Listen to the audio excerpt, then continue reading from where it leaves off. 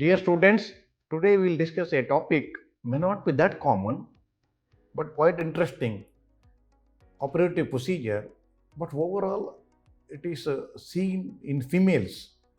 Often it is bilateral. That is an entity called, see that what is this operative procedure here? See that, look at here. Look at here, wrist is there is a wrist. This is the wrist here. You can see the structure here, white structure. An instrument is there underneath. So what is this procedure is? Definitely this is the wrist. There is in front, wrist is covered by tough structure called as flexor retinaculum, which covers the median nerve mainly and other structures also, flexor tendons and so on. So this is release of carpal tunnel in case of carpal tunnel syndrome, or often we call it a CTS, and which is mainly confirmed by the nerve conduction study. Of course, cervical spondylosis and so many other differential diagnoses are there. But you have to remember the causes for that. It is common in females, especially in obese. And other than that, pregnancy it is common. Mixed edema it is common. And some problem with the wrist pathology, maybe old fracture in the wrist area, ulnar dislocation, Colles fracture earlier, and so many. It is just tunnel which is getting compressed by whatever the reason that will lead into the lower median nerve palsy. You know that median nerve supplies this area and ulnar nerve supplies this area. And wherever the median nerve supply is there, especially thin RMNS, wasting will be there, tingling numbness will be there, and sometimes they hold the cup and suddenly grip will be lost, sensation will be lost, they will drop the cup. So that is exactly, then stiffness pain will be there in different movements. Suddenly median nerve get compressed and neuropraxia of the median nerve occurs. You know that neuropraxia, neurotmesis, axonotmesis, Seddon's classification of peripheral nerve injury or compression, injury mainly. So neuropraxia occurs in this and so they will have a compression neuropathy physically in these patients. So often it is bilateral. In such situation, one side it is much more than the other side. It is common in female, do can occur in the males, but females it is a common presentation actually. There is exactly they will say, I can't hold the cup, suddenly coffee cup or whatever it is holding the, especially while during cooking time, that suddenly drops without my feeling actually. There is exactly their presentation is, it is a compression neuropathy, I already told in the corpus. Behind the flexor, what you see is the flexor retinaculum. So that is getting released. So these are the how exactly they form carpal tunnel, flexor retinaculum, carpal bones in between. Median nerve passes that, whereas ulnar nerve is in front of the carpal tunnel, in front of the flexor retinaculum, in front actually. Whereas through the carpal tunnel, median nerve goes. That's a point you have to remember. So don't get confused. It's a median nerve compression neuropathy, and causes are already told: unit dislocation, Colles fracture, malvenated, arthritis of the joint, flexor tendon tenosynovitis, mixed edema, acromegaly, pregnancy, whatever the compression that can occur. And so it's common in women or females, I already told, present as a lower median nerve palsy, tingling, numbness, wasting, apthum deformity, Fallon test will be positive, and DD is a cervical spondylosis, mimics like that. So nerve conduction study is very clearly identifies the carpal tunnel syndrome. And clinical examination also you can always suspect or come into conclusion. And they say typical history and clinical examination of median nerve examination will definitely be able to give a clinical conclusion that it is carpal tunnel syndrome. MRI neck to rule out spondylosis. Nerve conduction is very important. Electromyogram also sometimes you can do. Now treatment is release of carpal tunnel. So you can do it under GA or local also you can do, or you can do it under brachial block also. Many times you have to use the tourniquet so that bleeding won't be there.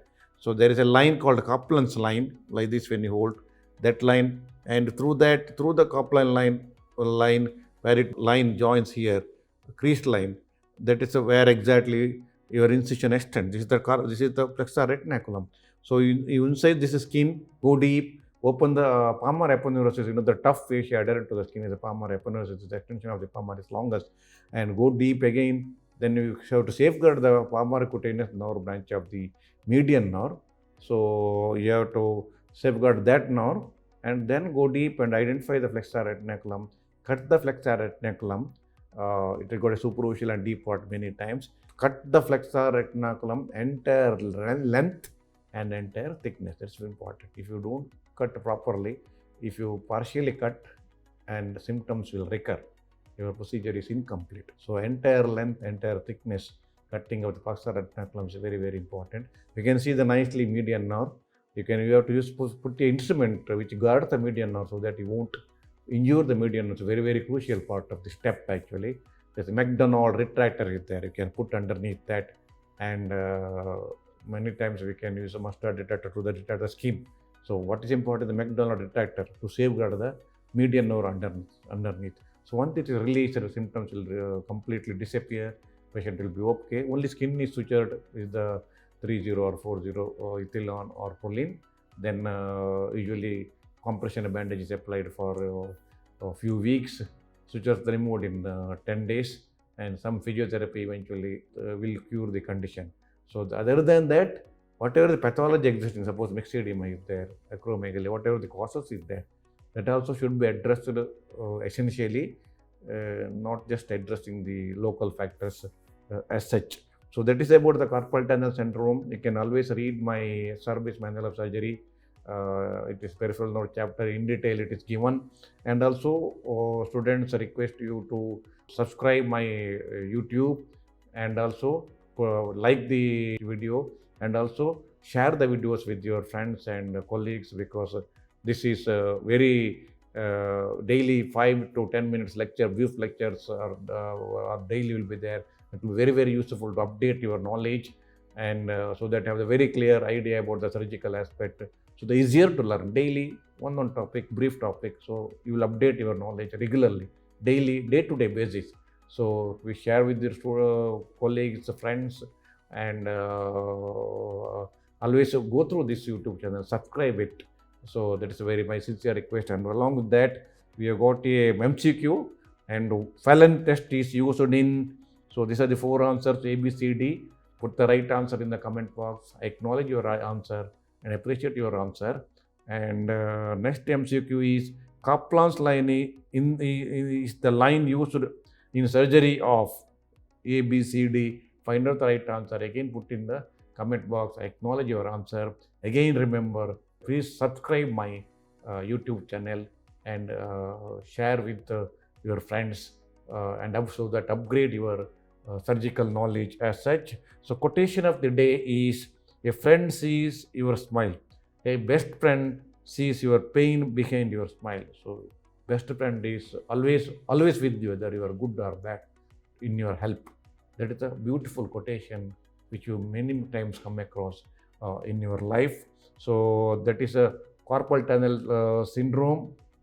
So students, please go through my SRB's manual of surgery, current edition, which gives everything in detail about the all topics: general surgery, gastrosurgery, urology, specialties, cardiothoracic, neurosurgery, with the instruments, specimens, with the quotations in the footnotes, lot of photos and illustrations, and covering CBM syllabus completely, and will understand everything about the subject with enough knowledge and principles and brief treatment management, everything.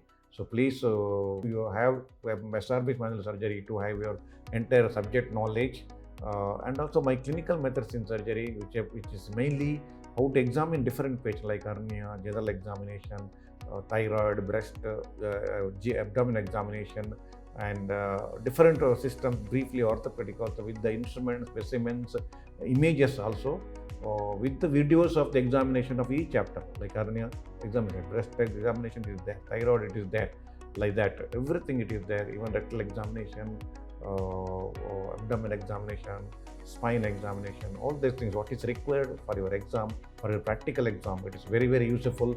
Again, please go through my clinical XRB's clinical methods in surgery, with a lot of clinical photos, like in swelling, ulcer, basics, arterial disease, venous disease, varicose vein, everything there is a lot of photos with the video of examination. It is very, very useful to you. Please have my clinical methods in surgery book for your knowledge. And operative surgery is a big book with the 2-volume, third edition has come. and it will be very, very useful to have a step-by-step surgical knowledge. Around 10,000 illustrations are there.